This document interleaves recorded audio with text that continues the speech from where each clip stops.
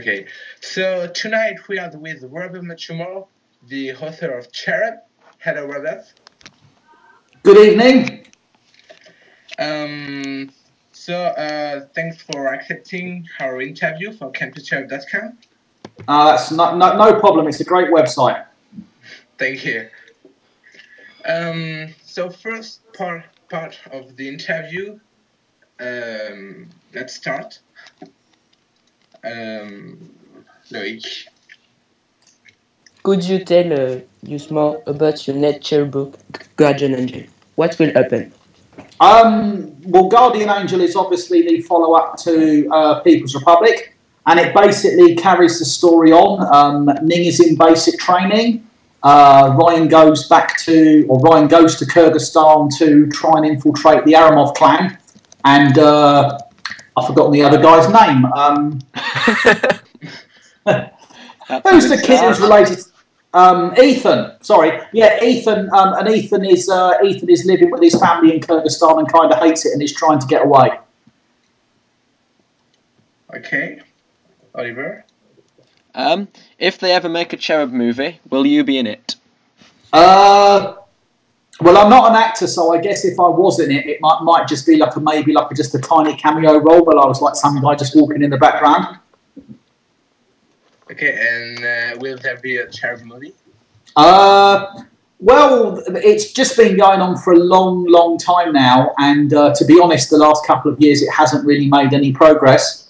I keep speaking to the film people, and they always say that they're optimistic and they really think the film is going to get made, but they have been telling me that for quite a long time now, so who really knows? Okay, Loïc. What happened to the money won in the general? Did Cherub ever find about it? Did Cherub ever? Find out about it. Sorry. About what? The money won in the general, you know? In Las Vegas they steal money, don't they? Funny enough, I was going to mention it in another book, but it's just one of those things that I kind of never quite got round to tidying up. I've never really thought about it since I wrote that book. So maybe if James comes back in a future Cherub book or something like that, we'll mention it then. Okay. Oliver? Do you think you'll ever make a crossover with another work, such as Doctor Who? I think that kind of thing, it mainly tends to be, like fan fiction and stuff like that. But I can't really think of like an example of where an author has done something like that. Like sort of Anthony Horowitz or someone who writes Doctor Who. Was it Russell T Davies? It tends to be fans who write crossover stories and stuff rather than the actual authors. I don't think I'd ever really do that. Okay, so now we're gonna call a French fan, who won the competition we made on campuscherub.com, and he's gonna ask you his question, okay? Okay, yeah. So I'm calling him. His name is Nathan. Alors, bonsoir Nathan. Hello. Hi Nathan. Hi. So tell me how old are you? I'm 15. Okay, so you can ask a question to Robert Muchamore. He's all for you.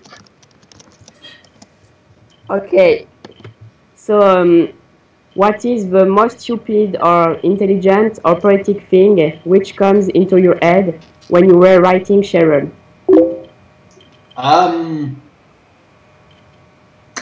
That's a really tough question. I don't really know, to be honest. I really can't think of an answer to that, because I've been writing the books for nearly 10 years, and I must have had lots and lots of different thoughts about the books and different aspects of them and stuff. I'm really sorry, but I, off the top of my head, I just can't think of an answer to that question. Okay, I understand. Okay, thank you, Nathan. Okay, bye. So let's go on. I think it's Oliver. Yep. Is the reason you wrote Cherub series because you secretly work for the intelligence service and they need a decoy to make people believe Cherub isn't real when there are actually hundreds of undercover field operatives between the ages of 10 and 17 and the intelligence service just don't want us to know, so they assigned you to write a fictional series of books as a red herring? Yes, you're absolutely right.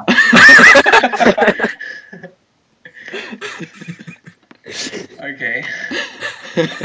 we believe you. Loic?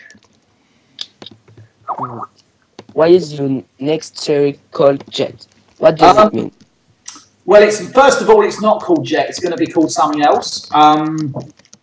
It is a new project. It's not a thriller, but it is aimed at the same kind of readers who enjoy the Cherub series.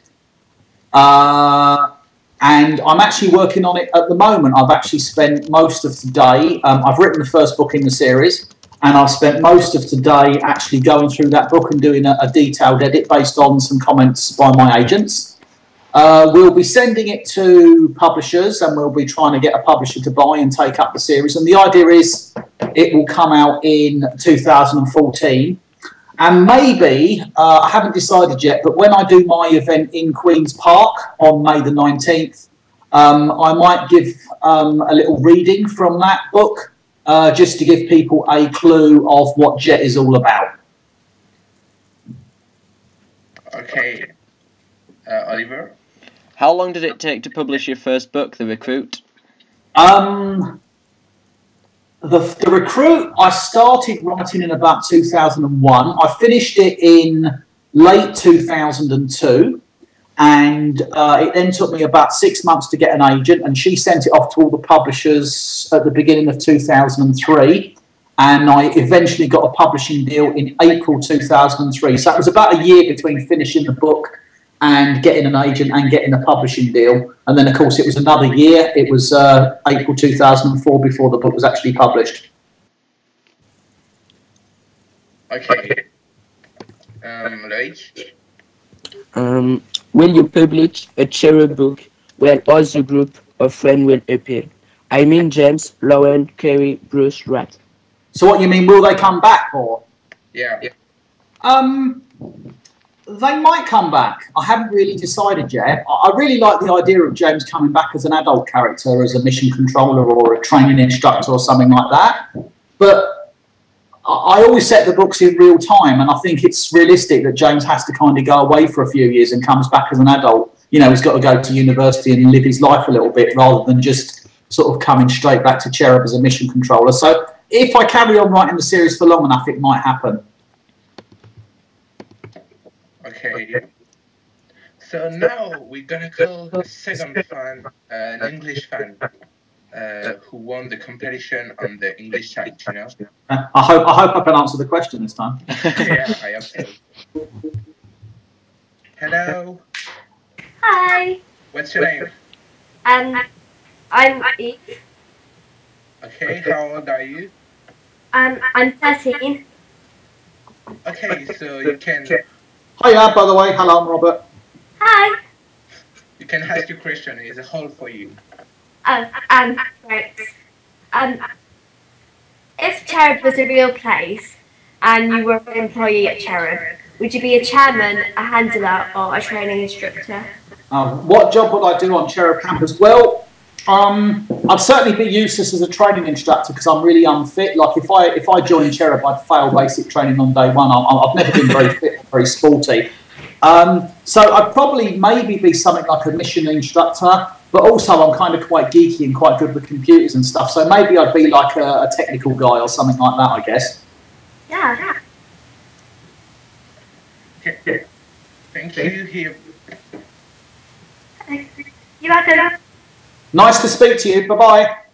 Bye. Okay, let's go on. Do you think you would ever write books with another famous author, such as Susan Collins? No, I mean, this is the same kind of question that I think Oliver asked. And I've just never, I can't ever think of an example of authors writing together, like combining it. It just doesn't really, I can't I just can't think of anyone who's ever done that. It's just something that's never even occurred to me. Can you think of any examples of authors who've done that and worked together? The author of Alex Rider. Who did he work with? Anthony Horowitz? No, exactly. No, exactly. I've just never heard of that. As I say, it's like a fan fiction thing where people, mix Harry Potter and Eragon or Cherub and Alex Rider, but I've never actually known for actual authors to do that. Yeah, right. And by the way, did you see Hunger Games? Yeah, the movie you mean, I assume. Yeah, I thought the movie was pretty good actually. Yeah, I enjoyed it. Okay. So now a question about Henderson Boys. Let's go. You recently announced on Twitter that you've just finished Henderson's Boys 7. Yeah, that's right. You said you were moved. Can you tell us what happens? Right, well, Henderson's Boys 7, I haven't announced it on my website yet, but I'll give you a scoop. It's going to be called Scorched Earth. And basically, it follows the last part of the war in occupied France. So the story goes from about 6 months after the end of One Shot Kill, and the book actually ends, and the series ends basically when the Germans liberate Paris. When the Allies liberate Paris, and it basically just tells the story of how the German occupation starts to crumble, and so the German occupation starts to crumble, and they're basically helping the Allies as they advance through France, and trying to sabotage the Germans and to stop them fighting against the Allies. Okay. The second part of the interview, I'm going to ask you some question, and you can answer the question. And if you don't want to answer the question, you can say next. Oh, okay. Yeah, go on. I'll try and answer them all, unless they're rude. You're not going to ask me about my sex life or something, are you? Are you a true British citizen? Yes. Do you know the English national anthem? Only the first two lines. Can you sing it for us? God save our gracious Queen, long live our noble Queen. There you go. If that goes on the website, I'll kill you. You can put that on the website. Everybody loves my singing. Yeah. So, Louis, what do people say to you when they recognize you in the street? I don't get recognised very often, but I did get recognised in my house a few weeks ago, and it was quite funny because it was a kid of about sort of 14, and he just looked at me and he couldn't remember my name, and he just points at me and he goes, "Oi, ain't you that author bloke?" But I don't get recognised very often. I think it's probably happened about 6 times maybe in my life. It's not. Yeah, authors are pretty anonymous. Most people don't really know what authors look like. Okay. Oliver. What do you generally do straight after a book signing? Well, do you know, it's quite funny because after a signing, it's really weird because you get quite excited, and everyone, there's loads of people there and they tell you how good your books are, and it's like a real buzz. It's a really nice feeling meeting all the people saying how good your books are and being really pleased to see you. And then afterwards, it's kind of weird because you just go back to your hotel or you just get on a train home, and it just feels quite weird because you just go back to feeling quite normal again. So that's kind of like a weird come down kind of feeling. Yeah. What is the wettest gift that you received from a fan or another person? The wettest gift, did you say? Is that what you said? The worst gift? Weirdest. The strangest. The strangest? Yeah. Oh, questions like that are quite tough to answer. When I was in Australia, it says on my website that I like vanilla Coke. Yeah. And when I was in Australia, because they don't make vanilla Coke in Britain anymore, so when I was in Australia, people kept giving me vanilla Coke. But I was flying everywhere, and you can't take liquids on planes. So basically, people kept giving me all this vanilla Coke, and I just either had to drink it or drink it straight away or throw it in the bin because you couldn't take it on an aeroplane.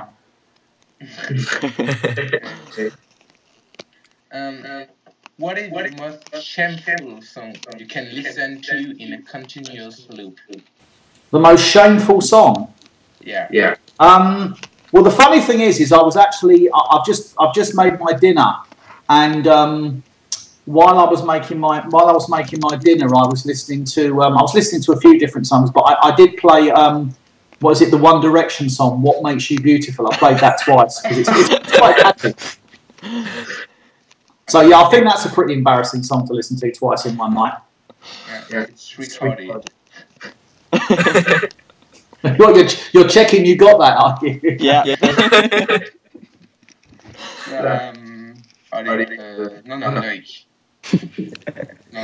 No, it is me. What's the strangest thing you've ever signed an autograph on? Oh, a pineapple. Some of my forum fans, I think there's photographs of it on Facebook if you look hard enough. And there would, you know, the Cherub fan forum, they were joking about a gay pineapple, and I think it was a gay pineapple called Eric, and they got me to sign the leaves of the pineapple. Okay. Louis? Your main addiction? Your main addiction? Probably either beer or chocolate, possibly both. Okay. How many countries have you visited thanks to Cherub? Which one? What's your favorite memory? I can't remember exactly how many. It must be about 6 or 7, I guess. I think Australia, New Zealand, France, Portugal, Belgium, Switzerland. There's probably a couple of others that I can't remember. Denmark. There's probably a couple of others that I can't remember.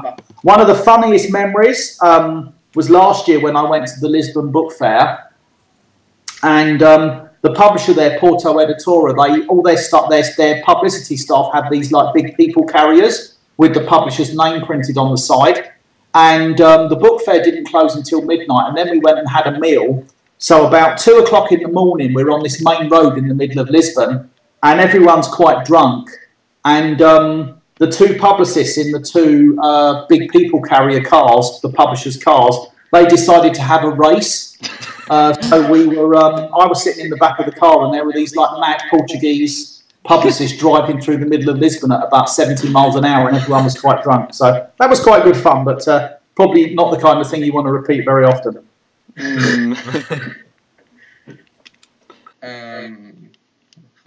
That's me, I think. Okay. Can you give us one word to define your whole book? Which one? All of them. All of them. Book. Book series. That's 2 words.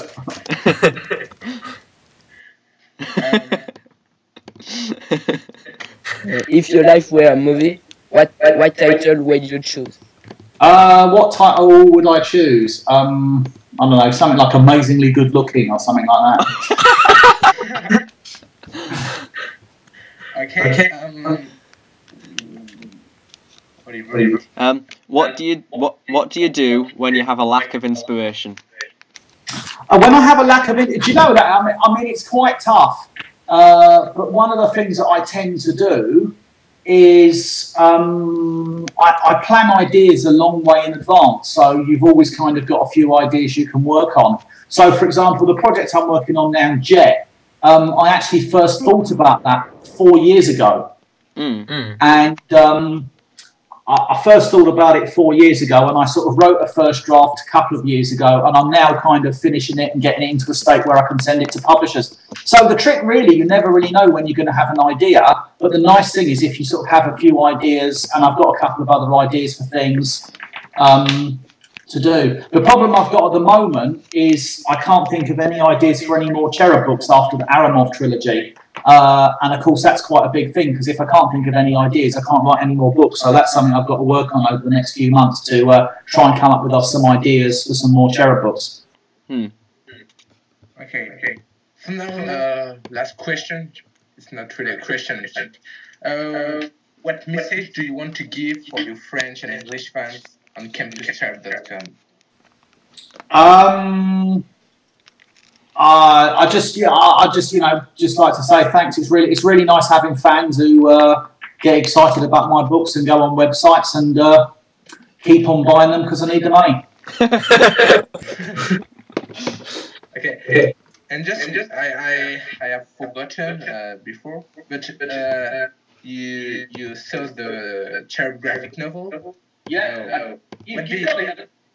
Yeah, in France, it is out. What do you think of it? Did you imagine the character this way?